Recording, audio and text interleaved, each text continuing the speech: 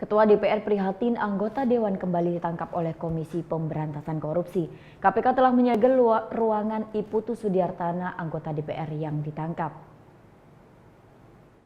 Penangkapan anggota Komisi 3 DPR Iputu Sudiartana kembali mencoreng nama lembaga DPR. Hal ini membuat Ketua DPR prihatin dan menghimbau seluruh anggota Dewan tidak melanggar hukum.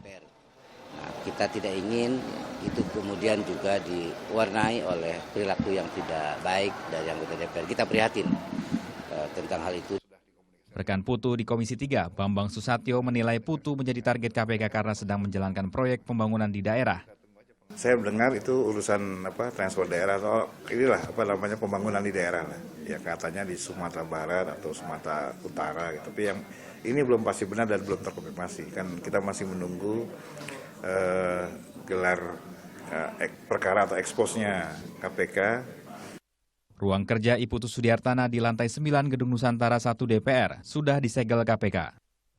Sementara di Badung, Bali, Niluh Sugi, sepupu Iputu Sudiartana, dijemput 4 petugas KPK dari rumahnya di Desa Bongkasan. Niluh Sugi dibawa ke Jakarta untuk dimintai keterangan terkait aset kekayaan Sudiartana yang ada di Bali. Ya, tepat di belakang saya adalah rumah dari keluarga Putu Leong, seorang anggota DPR RI yang diangkut oleh KPK dalam operasi tangkap tangan yang dilakukan Selasa malam.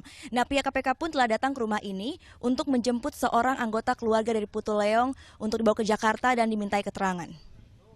Iputu Sudiartana ditangkap dalam operasi tangkap tangan pada Rabu dini hari. Saat OTT digelar, anggota DPR dari fraksi Demokrat ini diduga sedang bertransaksi suap bersama 3 orang lainnya. Kini keempatnya masih diperiksa KPK. Belum diketahui keempatnya terlibat dalam kasus apa. Tim Liputan melaporkan untuk NET.